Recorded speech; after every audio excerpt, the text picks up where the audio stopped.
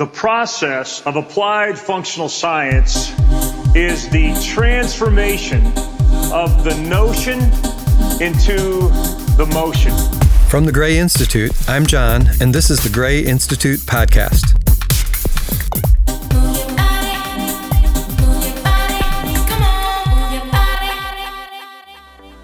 Hi, this is Kelly from Gray Institute.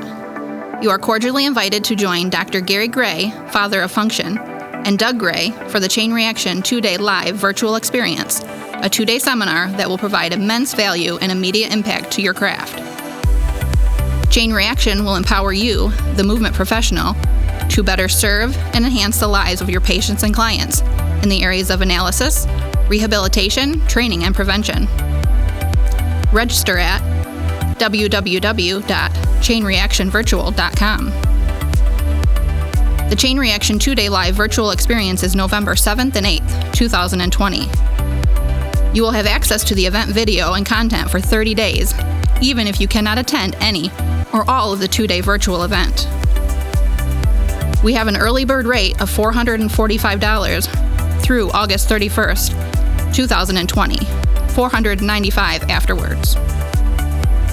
Group rates are also available. Please call Gray Institute directly at 517-266-4653. Features and benefits for each seminar registrant: an ebook for the 2-day presentation, access to the event video content for 30 days, even if you cannot attend any or all of the 2-day virtual event. You can earn CEUs, 16.5 contact hours, based upon passing the exam, followed by your certificate. You get to learn and experience applied functional science firsthand from the source. So register at www.chainreactionvirtual.com, and we will see you online on November 7th and 8th.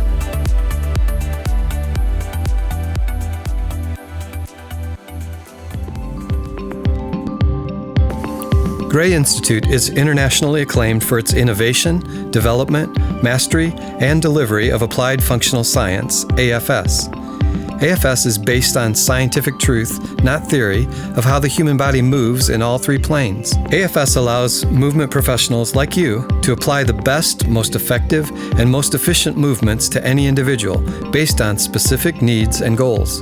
For 40 years, through training, education, and mentorship, Gray Institute has equipped over 150,000 professionals with comprehensive knowledge in the principles of applied functional science. Whether you are physical therapists, personal trainers, athletic trainers, chiropractors, strength and conditioning coaches, physicians, physiotherapists, occupational therapists, osteopaths, physical therapy assistants, or kinesiologists, our goal is to help you become the go-to movement professional. The Gray Institute podcast is questions-based. You send in your questions and we'll discuss them. If you're listening and have questions, email them to info@grayinstitute.com. We join Gary as he discusses optimal body movement and function for our clients. From Gray Institute, I'm Gary Gray, and this is the Gray Institute podcast. Boy, welcome everybody. This is going to be a fun podcast, at least for me. I hope it is for you. It is one of those one-questioner podcasts that I get to ramble on and on and on, and hopefully have some fun with y'all. And the question is perfectly timed because we have our first ever virtual Chain Reaction 2-day seminar coming up. Chain Reaction is a seminar we've done now for 32 years. Hard to believe, but it's been a huge blessing to not only us, but to hopefully everybody that's taken it. It's evolved, changed, upgraded, improved, hopefully. But years ago, we used to do chain reaction that we called chain reaction oxymorons. And the whole purpose behind that was that with an oxymoron, we could more effectively share what true human function is. And this person who asked the question remembered that. So they have to be kind of old too. And they said, hey, I went to a chain reaction where you talked about oxymorons of function.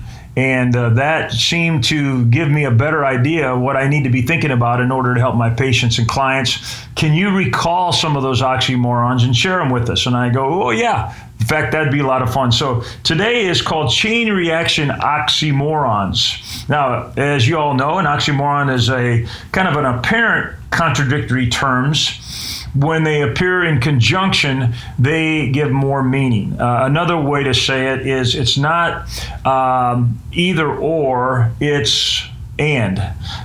So it's kind of like the concept of paradoxically speaking. A lot of people want to know, well, should it be to the left or should it be to the right? And the answer is yes.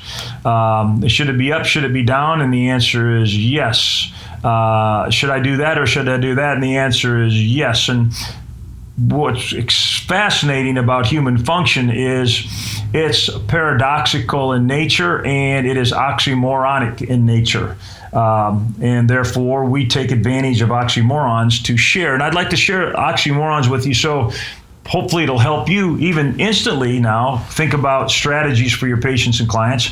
But it would, I believe, if you haven't attended Chain Reaction or you haven't done it recently, make you want to kind of think about that to join us during that first full weekend in November and be a part of this virtual experience. Here's an oxymoron, for example. Passive is a word. Aggressive is a word. They're contradictory terms. Are you passive or are you aggressive? Well, yes. And one way to say that is I'm passively aggressive or I'm aggressively passive. Now, one of the keys to oxymorons is which word comes first, which word comes second, based on what you really want to reveal. And we'll make that obvious in a number of our oxymorons. Now, the first one is an oxymoron for you all, because you're listening to this. And because you're listening to this, I know you want to get better. And I know, in a way, you're selfish. You selfishly want to get better and hopefully selfishly want to become the best. But you're selfless because you're doing it for somebody else. So the oxymoron is selfishly selfless. And that's who you are. And that's why it's such an honor to speak to you because you're saying, I want to know more about human function than anybody else. I selfishly want to be the best, but you're not doing it for you, you're doing it for somebody else. So that's a beautiful oxymoron called selfishly selfless, which permeates not only what we do in our movement professional life, but in all of our life, that we want to get healthy in order to be able to serve others. Well, getting healthy is kind of selfish, but in order to serve others is selfless, so that would be a selfishly selfless oxymoron. One of the things we've been teaching for years is that human function is complex. And I think in a way we've even made it more confusing. I know personally I have, because of my misunderstanding of what function is. And I didn't do it on purpose, but I think I confused a lot of people over the 45 years that I've had the privilege to teach. So the oxymoron that comes to mind here is complex simplicity. And what we mean by that is our goal at the Gray Institute is to take the complex and make it simple. Now, there's a flip of that oxymoron called simple complexity. And now you're talking about kind of another side of complexity. Let me see if I can give you an example that helps me. There's two mountains, one on one side, one on the other. And in the middle, there's a huge valley. And you're at the top of one mountain, the first mountain, and you're looking around and going, this is beautiful. This is pretty easy. I haven't had to do anything yet. I haven't had to climb anything yet. And so this to me is kind of a simple part of beauty, looking around. But then you go down this hill, very steep hill, through bad terrain, and you have to go through this valley that's really tough, all kinds of challenges. We'll put some animals in there, we'll put some mud in there, and we'll put some snakes in there, and we'll put some, it's tough. We got to get through the valley and we call this the valley of complexity.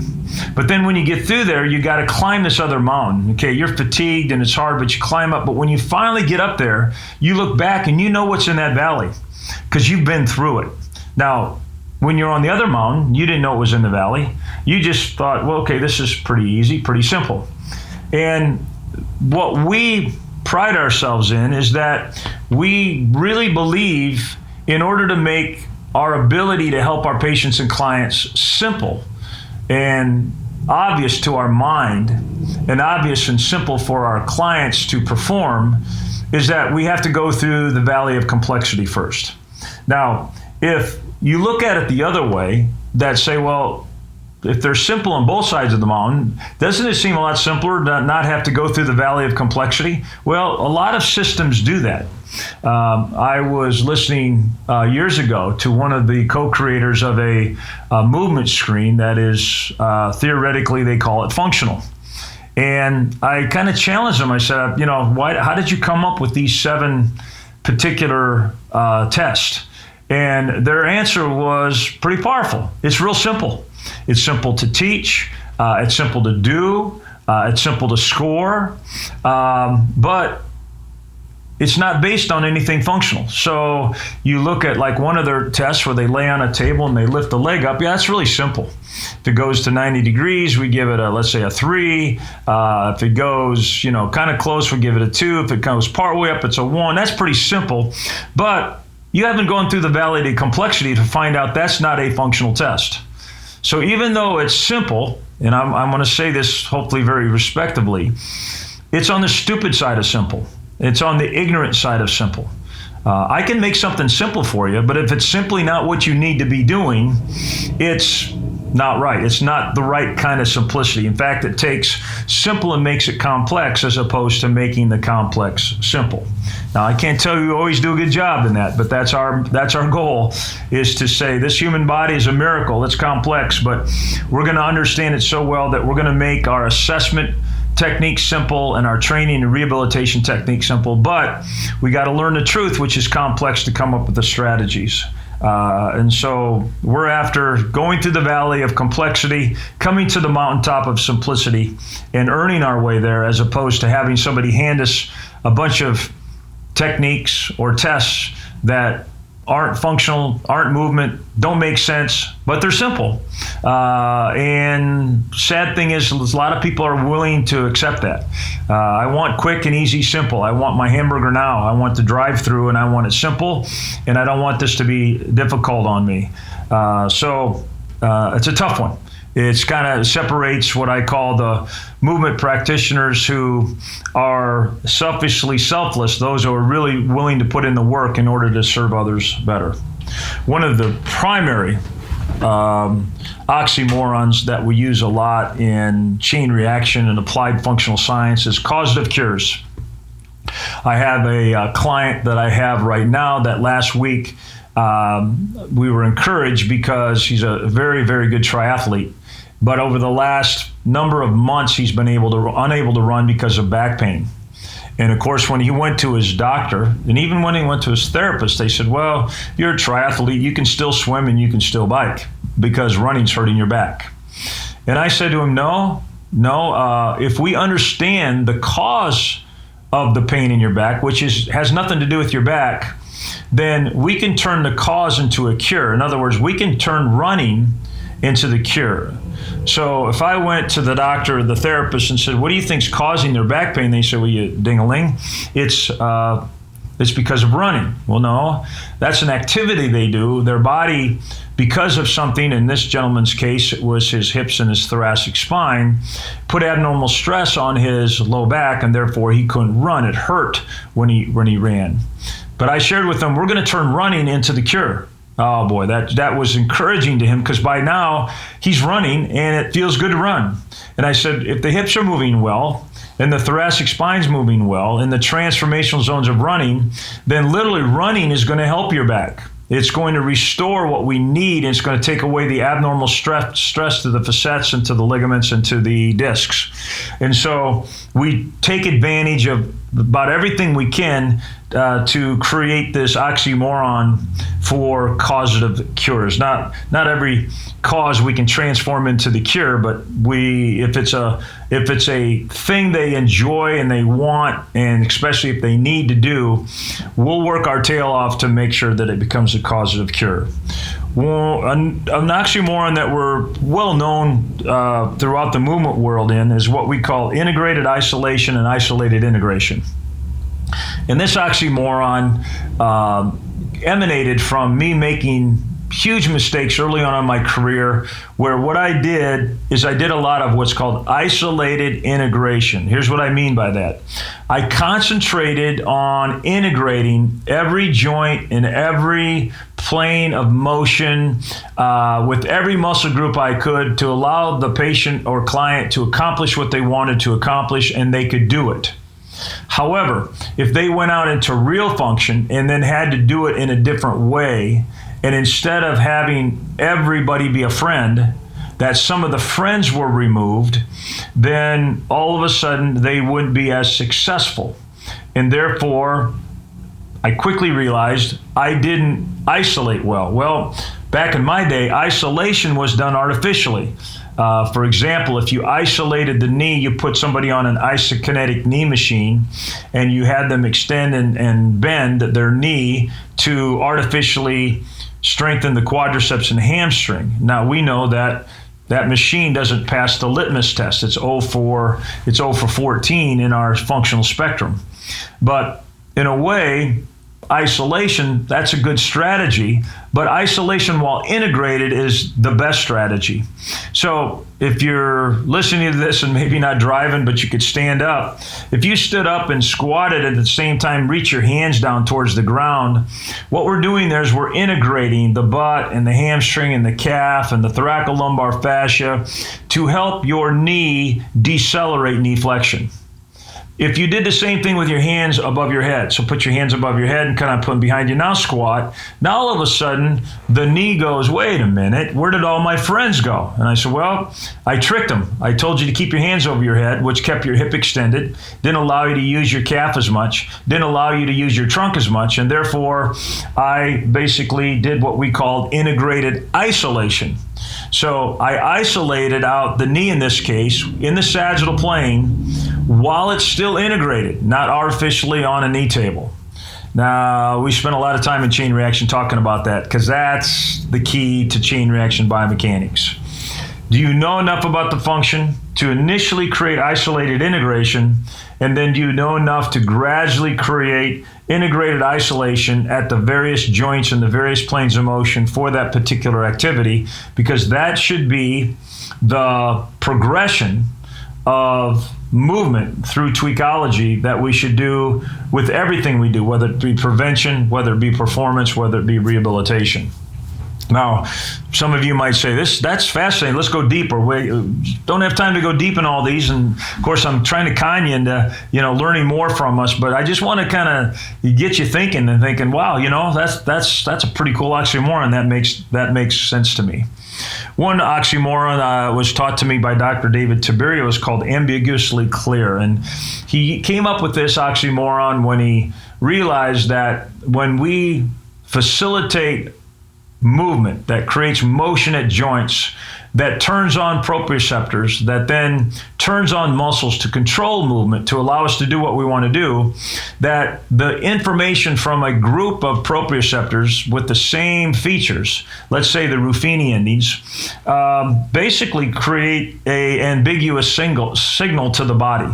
The body wouldn't know what to do with it. It's ambiguous. It definitely is a feedback system, and it definitely tells us what's going on, but it's ambiguous. However, if I then integrate the Pancinian corpuscles along with the Golgi manzonis and, of course, the fascia, the proprioceptors in the fascia, now the ambiguously signals that come from these different types of proprioceptors become more clear. And so, for example, something as simple as doing a lunge that involves the foot and ankle that has a lot of Pancinian corpuscles in it, and the hip that has a lot of Ruffini endings in it, that creates stress, let's say, to the Golgi ligament endings in the knee, of course, in the hip and the foot, that these signals that get into the neurological system as they come in at the right time, and that's why it's important that we have the sequencing of function done right, that the signal becomes quite clear, the body can take advantage of it, therefore more muscles are turned on, more control of the motion, more eccentric load, and more ability to actually do what we want to do. So big one, but thanks Dr. Dave Tiberio on that one. That's in the huge range. So we have another fun one that we came up with years ago because we knew that we had to come up with an oxymoron and ultimately a new word to describe muscle function. So we learned in school that muscles can function concentrically, that's the shortening of the muscle. Eccentrically, that's a lengthening of the muscle, or isometrically, where the muscle length does not change. There's a static reaction going on there.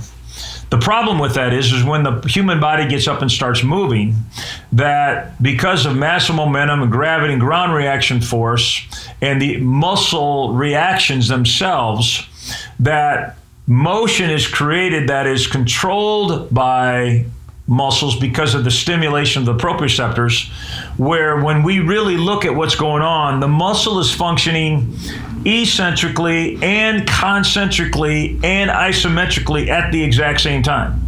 So it's not, well, we have an eccentric load followed by a concentric production of force. It's, hey, when we walk and your ankle goes through maximum dorsiflexion, the calf is eccentrically slowing down the forward momentum of the tibia in order to extend the knee. Yes, you heard that right. The calf's goal, the soleus's goal is to extend the knee. At that exact same time, that muscle is functioning concentrically at the subtalar joint to invert the heel and concentrically at the lower leg to externally rotate the lower leg. And so if you said, well, is it functioning eccentrically or concentrically? The answer would be yes. And so it's eccentrically concentric, or what we call econcentric. So we made up a word. A lot of our words are made up because of an oxymoron. Here's another one. Mobile stability. Do I want mobility or do I want stability? Yes. The key to this is stability is the body in control in motion. So a lot of times when somebody said, well, that's stable, the vision we would have is that it didn't move. In other words, that it didn't wiggle much. Well, some of the best stable people have huge mobility at the same time because they're able to control that mobility. So are we after flexibility or strength of a joint, of a motion to create a movement? The answer is yes. So that's why in our 3D maps, that's why in a lot of what we do, anytime we integrate something that has a lot of mobility, we instantaneously create the opportunity of stability. That's why we invented the true stretch. The true stretch with 4 points of attachment creates a lot of stability for the body to facilitate more mobility. Then as we gradually remove hanging on to the true stretch or gradually remove one of our feet from full weight bearing, now the body is afforded less stability from the true stretch and has to find its own stability while maintaining its mobility. So somebody would say, well, what are you after here, Gary? You after mobility or stability? We would say yes. And you already know the word we made up on that is most stability. So it keeps us constantly reminding ourselves that if we do something, and I did this wrong a lot early in my career, where I would create mobility but not give my patients an ability to take advantage of that mobility, to strengthen it, to create stability. So I'd give them mobility, let's say, of knee extension, and they'd leave the clinic and come back and they'd have that knee flexor contracture again. And that frustrated me because I know when they left here a couple days ago, it was fully extended. What I didn't do is I didn't create stability with the mobility. I didn't teach them what to do to stimulate the muscles to then take advantage of that new mobility to create most stability. So that's a fun one. Again, we can talk about that one all day, all night. Another one we talk a lot about in applied functional science and certainly in chain reaction is loaded explosion. Well, is it loading or is it exploding? The answer is yes. That's how the body works. We load to explode. You'll hear us say that a lot. We load in 3 planes of motion to explode. So if I was going to hit a golf ball, I could put my driver down just like I do with a putter and put it right next to the ball, and then immediately pull my driver through towards the target line and see if I could hit the ball far. Well, that's trying to explode without loading. Most golfers don't do that. We go the opposite direction. We take our club and we go the opposite way we ultimately want to go in order to then load the body so it explodes. And so there's a lot of ramifications to that. Try to jump without loading first. In other words, try to go up without going down first. Try to throw a ball without going the opposite direction that you ultimately want to throw your hand. Try to swing a tennis racket. Go ahead. I'll let you fight me as long as you don't load. If you say, I'm just going to do concentric explosion without the econcentric ability to load first, I'd go, I'm in. But as soon as I see you start loading your hip or loading your thoracic spine, I'm out, because I know you're going to be able to effectively load the system in order to explode, to create some velocity to your punch and some power to your punch, where you're going to beat me up. And so I'm out if all of a sudden I know you know the oxymoron of loaded explosion. Consistent variability. Whoa, that's a big one. Another word we're going to use for that is the power of tweakology. If you've ever listened to us before, you've heard the concept of tweakology. Our job is to get our patients and clients ready for the real world. The real world is variable. It's different. It's not like our clinic. It's not as controlled. It's got different surfaces that we walk and move on. It has different slants. It has different lumpy, bumpy things. It has wind out there. It has sun out there. It has obstacles to avoid out there. It's got all kinds of things going on. And therefore, in knowing that we had to be variable to do everything, that we had to figure out consistent variability. This is another one that, again, I did wrong years ago. In the late 70s, they taught me, well, this is the way to teach somebody to lift. And what they did is they taught us a way with no variability. We all of a sudden read a study where in a factory they studied thousands of people who had intermittent or chronic back pain, and those who never had. And when they evaluated them lifting a box, the ones that lifted it the same way all the time are the ones that beat up their back. Makes sense. The ones that didn't have any back pain, every time they lifted the box, they lifted it up a little differently. Now, they didn't do that consciously, but their body knew. They were smart enough to know, this time when you pick up the box, let's put the right foot a little farther forward. Or this time, let's take the right hand a little further there. Or let's move the left hand here. And their body would say, you know what, that's a little different how we did it 5 minutes ago. And if we keep creating that consistent variability, you know what, we're going to be able to get through our job here and get through our career here without any back pain. So we have to consciously create the consistent variability in order to facilitate the reactions that we want, and therefore we have to know the power of tweakology. We talk a lot about that, of course, in our GIFT program, within Applied Functional Science, all of our certifications, all of our specialties, and certainly in chain reaction. Relatively real. Ooh, that's a tough one, because now we're going to talk about what bones are really doing.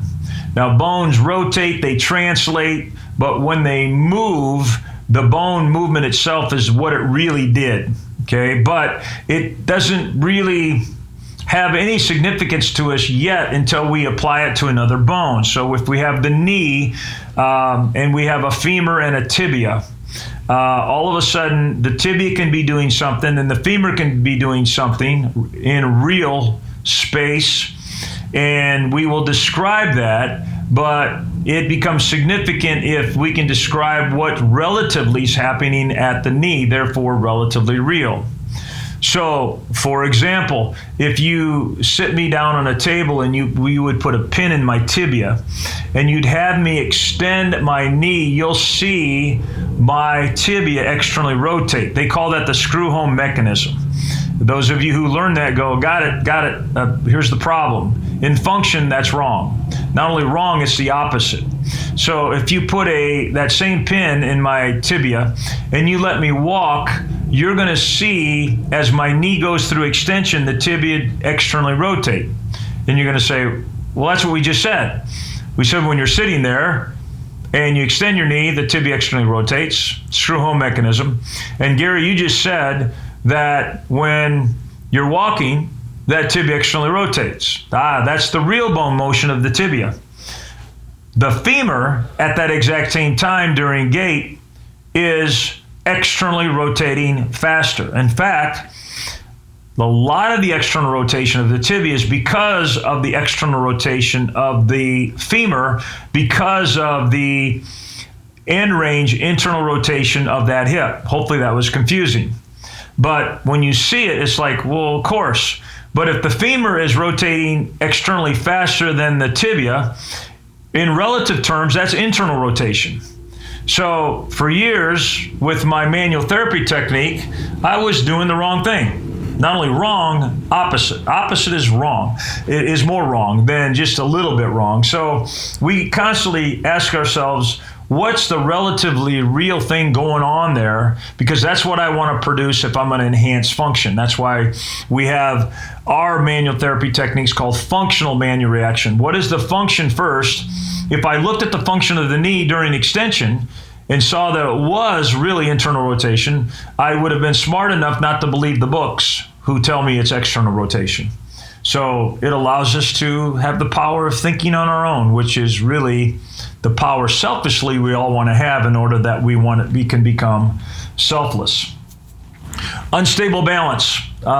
This can be looked at a couple different ways, but if I'm unstable, that's one thing. If I'm balanced, another thing. But if you put it together, it's really what we're after.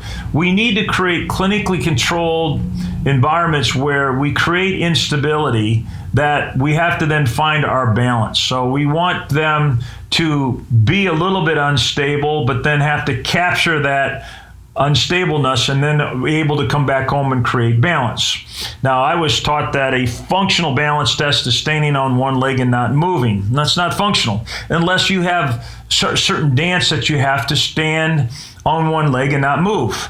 But 99.9% of function, that doesn't happen. Doesn't happen when I walk, doesn't happen when I run, doesn't happen when I dance, most dances. Doesn't happen when I swing, doesn't happen when I punch, doesn't happen when I hug. So what does happen? Well, it's an unstable balance. In other words, let's say I'm on my left foot and I reach my right foot forward as far as I can, not touch the ground and come back. Okay, I've created instability by having them drive their foot in a direction. They have to decelerate that and bring that back home. That's what would be called true functional balance. So unstable balance is an oxymoron that constantly reminds us that balance should be studied in motion, not in stillness. That's a quote from a Tai Chi book that I read back in the 70s that I quickly looked at that and go, whew, I'm doing it all wrong. I'm trying to create stillness with balance. I don't want to create stillness. I want to create an unstable aspect, a safe unstable aspect, and not an artificial one. No, I can put something underneath you and have it so unstable that you have to fight it, but that's not functional stability unless that's what you want to do. And that's if your sport is involved where that thing underneath you is wiggling a lot, then that's what we're after. But in most human function, the body's moving on a fixed thing like the ground. And we want to create motion or instability or an unstable reaction of the body so it finds its own balance and stability. Consciously subconscious. That's another biggie. So what we mean by that is all of human function is subconscious.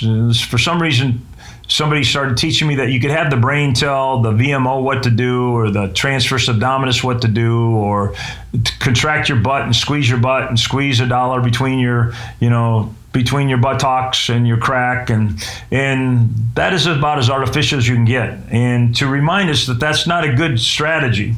We have the strategy of consciously subconscious, where we create a reaction to get the reaction we want. So for example, instead of having somebody lay down on their back and farting into a blood pressure cuff to facilitate a reaction, let's say of the transverse abdominis, which by the way doesn't, because you have no transverse plane motion occurring there because the body's flat on the ground, it'd be better to stand up, be full weight bearing on one leg and partial on the other, and then take your arm and move it up and around to facilitate a little sagittal extension, a little frontal plane, lateral flexion, but even more than that, rotation, to see if I have the motion in my shoulder, my thoracic spine, and my hip to facilitate the proprioceptor that would turn on the transverse abdominis.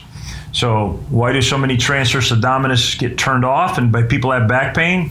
Because of the foot dysfunction, hip tightness, thoracic spine tightness, shoulder tightness, gravity beating us up, sitting too long, not being able to move and understand three-dimensional mobility and stability.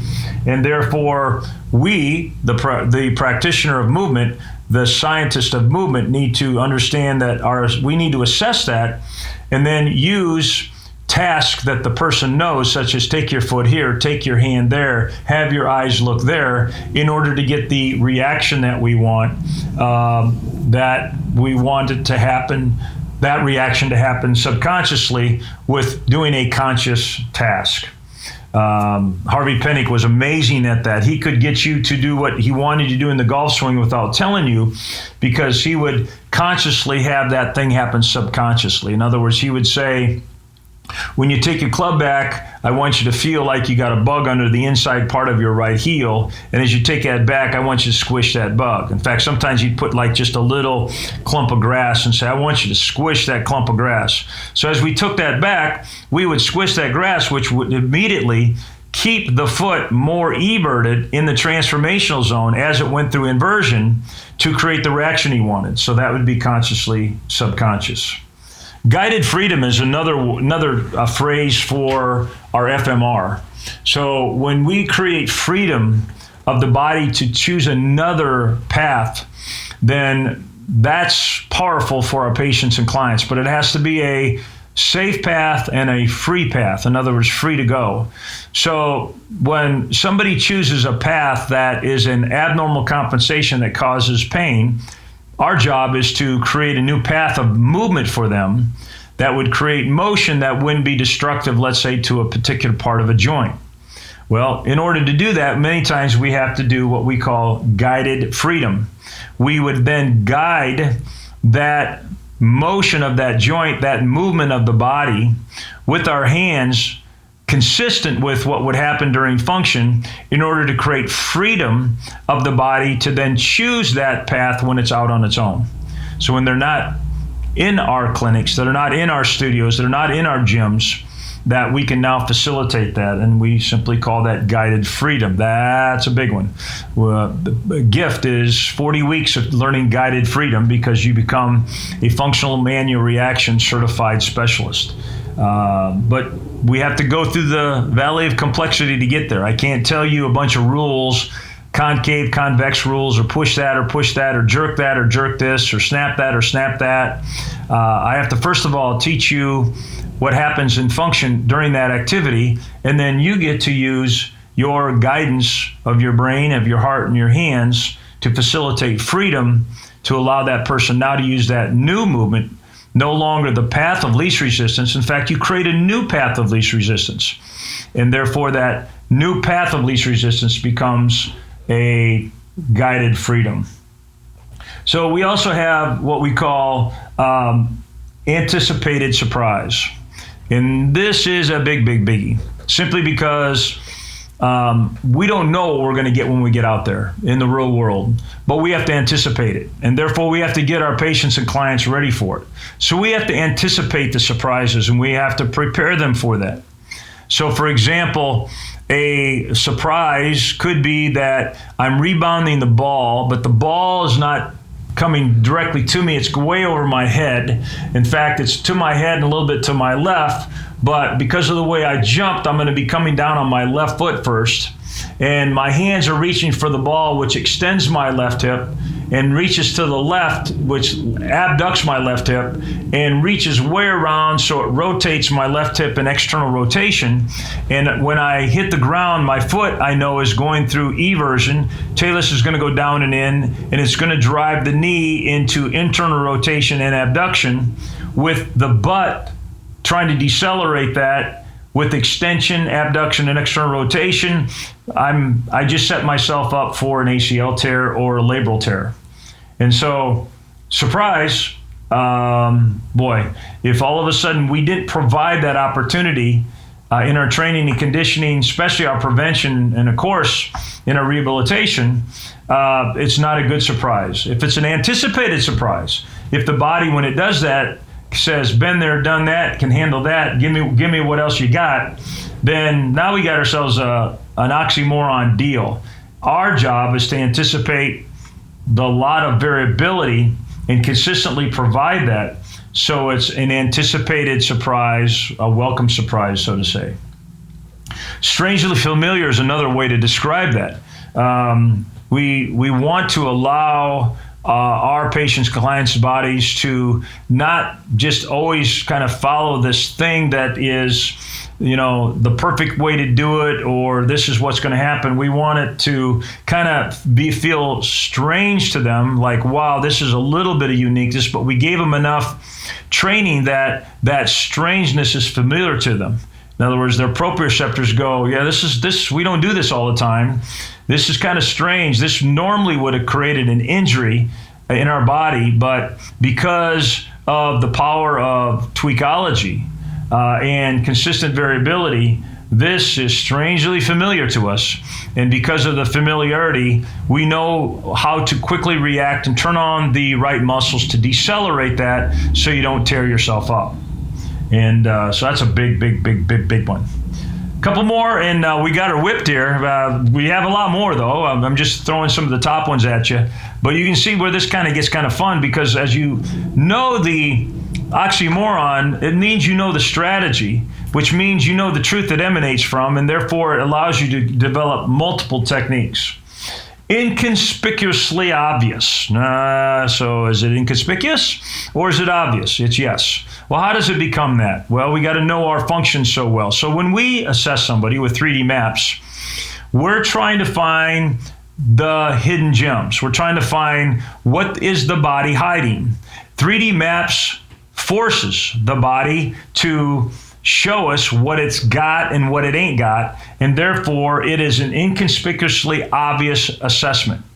So if I know that walking, a very global human movement, involves extension and abduction and flexion and adduction and internal rotation, then I better figure a way in my assessment in an upright posture with ground reaction force, gravity, and mass momentum to facilitate those motions. And if I can do that and facilitate it so you show me the maximum amount of mobility and stability you have with those motions at that hip, what was inconspicuous, if I did anything else, let's say I'm trying to figure that out and I'm laying you on a table and just lifting your leg and I go, I think I know what the hip's doing now. No, you're not. You're never going to know what the hip is doing in function by doing that. Or somehow get on all fours and point your hand forward and your foot backwards and say, well, I think I know how well that glute can extend the hip and stabilize through the trunk. No, you don't.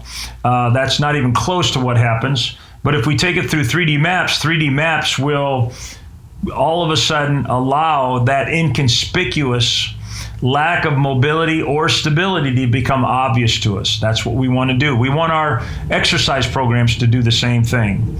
Another oxymoron we could kind of throw in here, I'm not sure if it's an oxymoron, it's more a little bit of an oxymoron phrase. Some oxymoron phrases aren't pure oxymorons because they're not contradictory terms all the time. They're just terms that sometimes people group in different groupings. So sometimes people say, well, this is the exercise and this is the test. Well, which is it? Yes.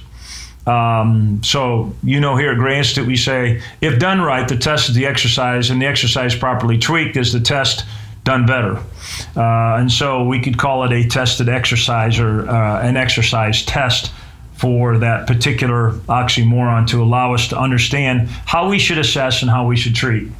And our last one just for today is independently dependent. And this gets back a little bit to selfishly selfless, where we started.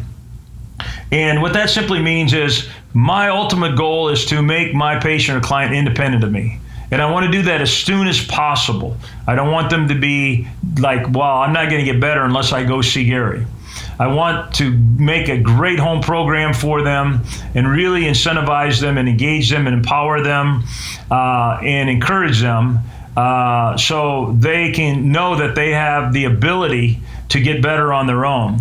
However, with that, then they go, you know what, anytime I have a problem, or you know what, I am kind of now dependent on Gary because he may be independent. Well, what are you? Are you independent or are you dependent? Answers, yes, I'm independently dependent because of the great treatment of a scientist of applied functional science who knows these oxymorons and can create an environment that will incentivize me, empower me, engage me, enrich me, encourage me, that I can maintain and even enhance my health and well-being on my own. Yet at the same time, I know where to go, who I'm dependent upon to make sure that continuously happens. And so we create an environment of independently dependent. I hope you enjoyed these oxymorons. You can tell just hopefully by the tone of my voice that I enjoy them. I seem to come up with a new oxymoron about every day. We also deal in the realm of triadoxes. Triadoxes, of course, are paradoxes done in 3D. So is movement a paradox? Is it sagittal plane or frontal plane? No, it's frontal, transverse, and sagittal plane. Is movement mobility or stability? Well, it's really movement is mobility, stability, and endurance. And so it's kind of a triadox. And so we'll come back at you with some triadoxes sometime. But right now, I hope you enjoyed our chain reaction oxymorons. And I really hope you would consider joining us for our virtual 2-day chain reaction, where we'll go deep into all of these oxymorons and understand the why behind the what and the how come and what does it look like aspect, or what we call the truth and the principles, the strategies, and the actual techniques. It's the transformation of the notion into the motion. So on behalf of myself, the entire Gray Institute family, just wish you the best. Continue to be selfishly selfless and continue to pursue the best environments for you and your patients and clients, and know how proud we are of you. Know we're part of the greatest profession in the world as movement professionals, where we get to triadoxically take advantage of the movement of of the individual's body to ultimately, hopefully, create an environment for healing for their mind and their spirit as well. Be well. This is John. Thanks for joining us here on the Gray Institute podcast. At Gray Institute, our goal is to do one thing the best we can, and that is to help you become the go-to movement professional. If you have a question for future podcasts or questions about anything Gray Institute offers, including education, live or online specializations, or mentorships, please email us at info@grayinstitute.com. If we use your question on air, we will send you some cool stuff. Be sure to look for our next podcast coming soon. Have a great day. Move your body, move your body.